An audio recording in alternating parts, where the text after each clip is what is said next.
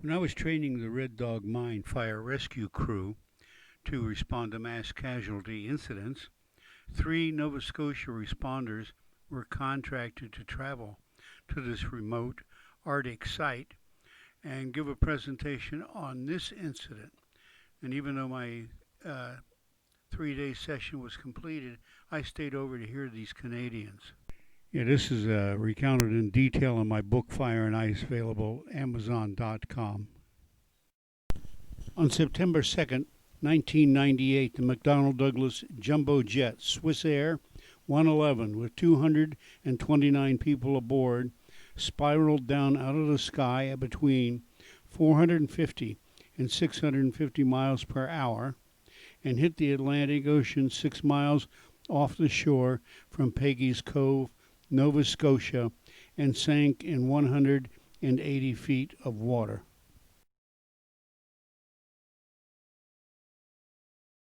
Nova Scotia lies right under a major flight path from Washington, D.C.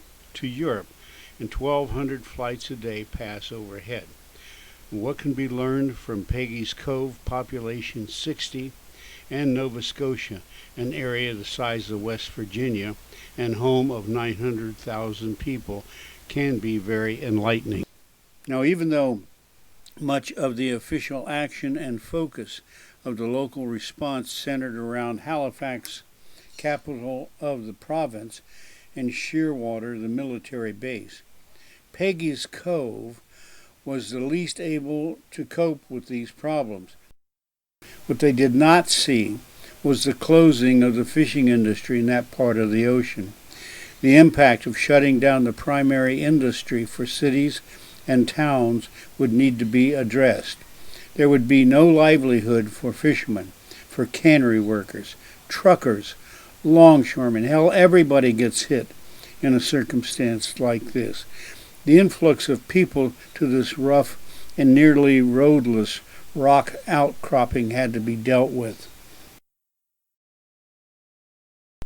Through no fault of their own, the Canadians found themselves in the middle of a crisis. Rescue workers pulled 18 bodies from the water, and officials reported no survivors had been found.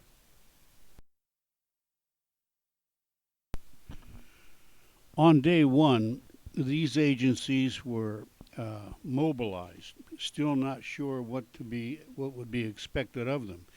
The Defense Department, the RCMP or their troopers, local fire and police, the Coast Guard, and the emergency management offices.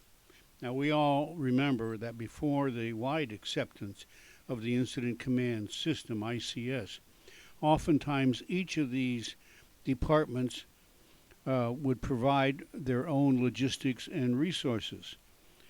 This necessitated very strong coordination by the Emergency Management Office. Now, since the plane went down late the previous night, the following morning, September 3rd, about 5:30 in the morning, Public Works got their call from the EMO. They said the plane went down, there were no survivors, need Public Works side to build a temporary morgue.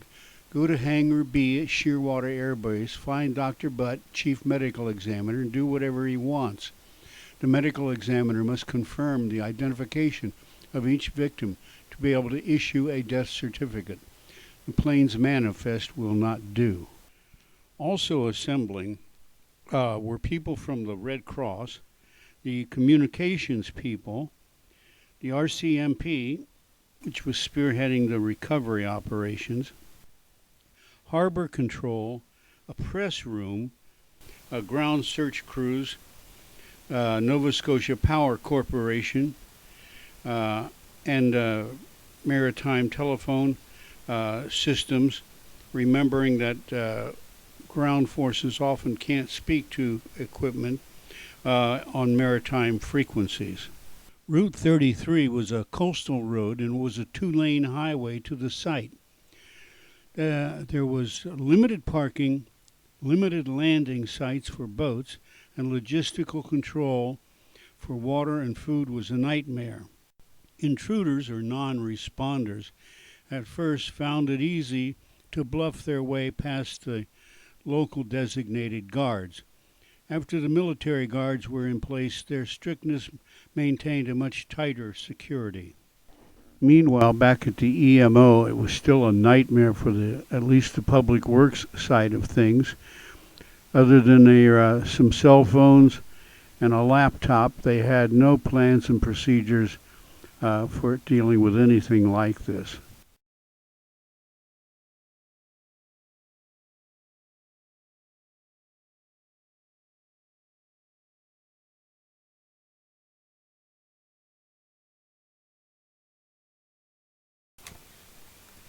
When Public Works found Dr. Butts, he was wearing an orange immersion suit, and he pointed to the hangar and told them he wanted 6 autopsy rooms, hot and cold water, wastewater was very important, need electricity for each, and by the way, x-ray machines were on their way. There was lots of electricity in the building, but the only plumbing was in 2 washrooms at the far end.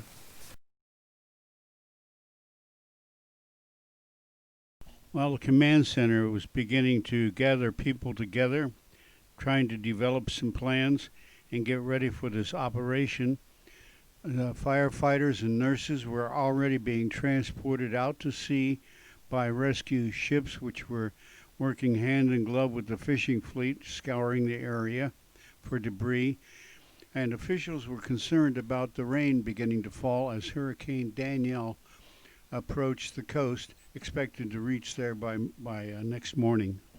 50 miles of beach line had to be searched repeatedly, and 300 ground crew workers used Whalesback Cannery as a rest and cleanup station.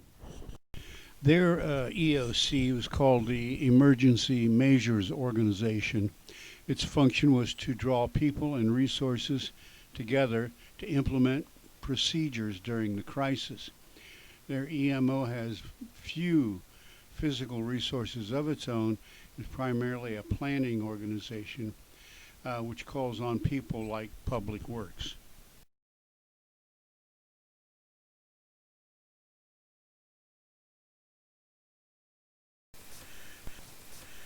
Now, people and materials arrived en masse.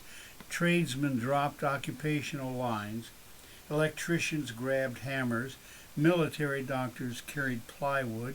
They had 2 functioning autopsy rooms by 4:30 p.m. and 2 more by next morning. There were 8 dental records rooms in 2 days and a 60-person lead-lined locker room after that. They managed to build and find wash stations, separation stations, shelves, easels, dividers, tablets, built a laundry and a second morgue, even though finding building materials was next to impossible on a Sunday. They remembered that the military can feed an army. General Electric loaned portable x-ray tables, or x-ray machines. AT&T sent boxes of cell phones and batteries, yet it was difficult to find contractors willing to clean refrigerator vans after they'd been used for storing body parts. Ultimately, what worked was empowering workers to do whatever's necessary without seeking approval from supervisors. The command personnel from the EOC command post followed several principles that made this operation run well.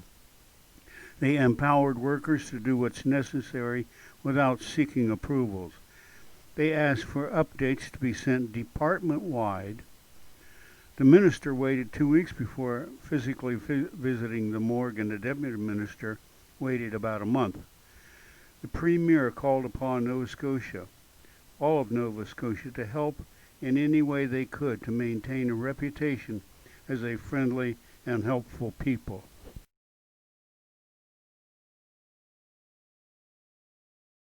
As far as the Critical Incident Stress Debriefing, or CISD, goes, every agency seemed to have a team.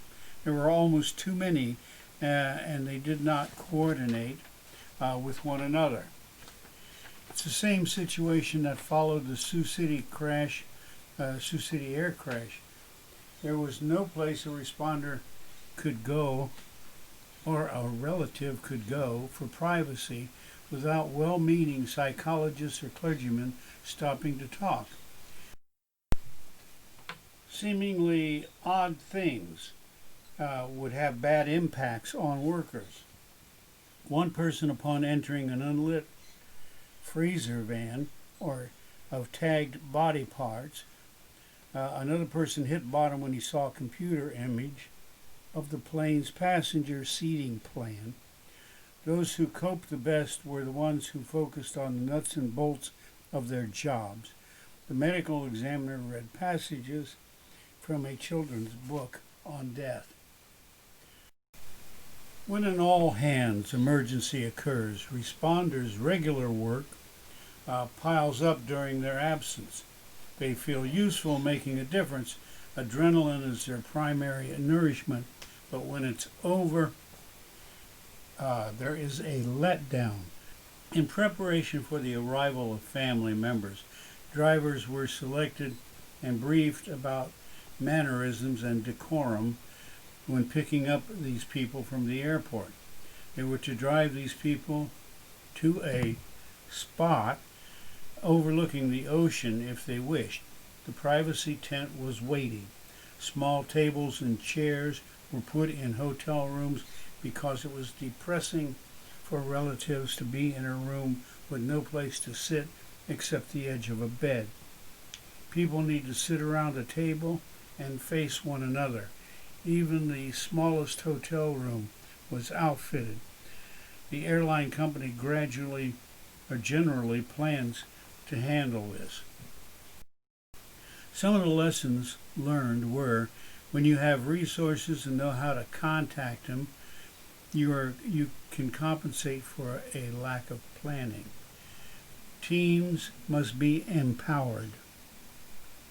Don't allow an organization protocol or their proponents to get in your way. Keep good notes. Designate a full-time note taker.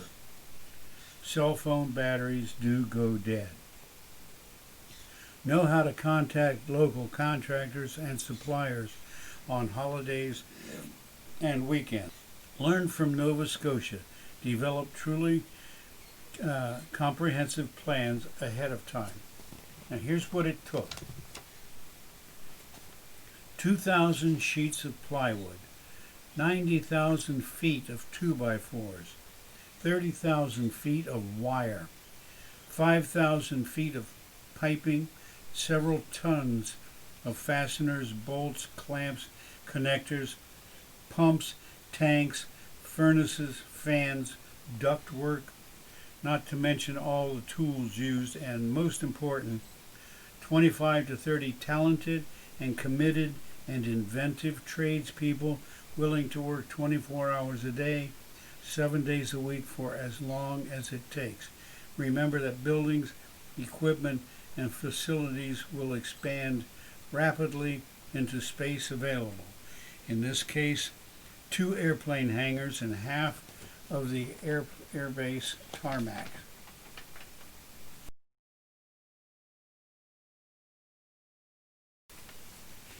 Hangar B was the morgue with the autopsy suites and cubicles for fingerprint and DNA tests. Public service announcements should ask family members to bring things like the victim's hairbrush with them or send DNA kits to family members. And how about x-rays, service chase, mechanical services, uniform ID charts, dental x-rays, document dryers. This place was manned by 60 medical staff. They estimated 200 victims at 200 pounds each would amount to 40,000 pounds of human remains.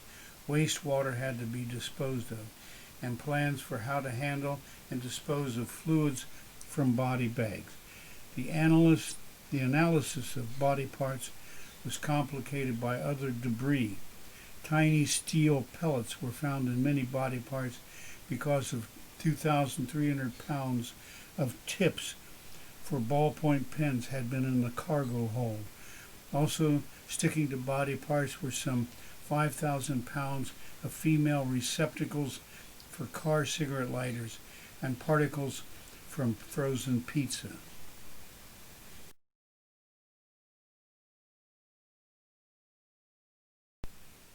Mechanical ventilation for the hangars, as ingenious as it was not adequate enough for workers who, upon going home at night, undressed on their back porches, but upon getting back in their cars in the morning, they were hit with a wall of suffocating smell.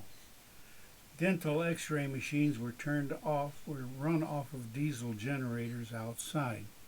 They had to create document dryers for tons of documents and paper money. Some of the passengers were carrying papers from the United Nations. Their money dryer had to be capable of drying $200,000 per hour. A lot of the money was suspected to be mafia money bound for European banks. Bundles of money that were bound for Swiss banks were weighted to sink, but individual bags broke loose and floated. 4 garbage bags of Croatian money, which wouldn't buy you a cup of coffee, were recovered. Public Works had to design apparatus for removing seawater and jet fuel from seat cushions. They found and used an old Ringer washing machine for that.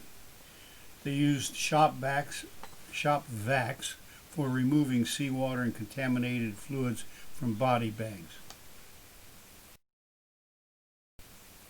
By mid-November, most flesh had been identified. Tons of X-file tissue was left, mostly fish. About 5,000 pounds of unidentifiable human tissue and remains were left for burial. Nova Scotia began to demobilize. The hangars were washed down with Clorox solution. Body parts were shipped home. Canada spent $850 million in recovery costs. Some costs of building the morgues were recovered from the airlines. A local memorial and internment service was planned for September 2nd, 1999. 3 coffins were used to represent Christian, Jewish, and Muslim victims. There was lots of community involvement. Residents invited visitors to stay in their homes. Red Cross provided kitchens and food for attendees. The service had to be delayed 2 hours because of all the attendees wanted to stop and see the names on the memorial wall that was erected. The plane never came close to Nova Scotia. Are you starting to get the idea? Little disaster plan doesn't begin to address the impact of a full-scale disaster and the impact it can have on your town or your people. This whole story and the event can be found in my chapter on disaster responses in my book, Fire and Ice, which is available at Amazon.com.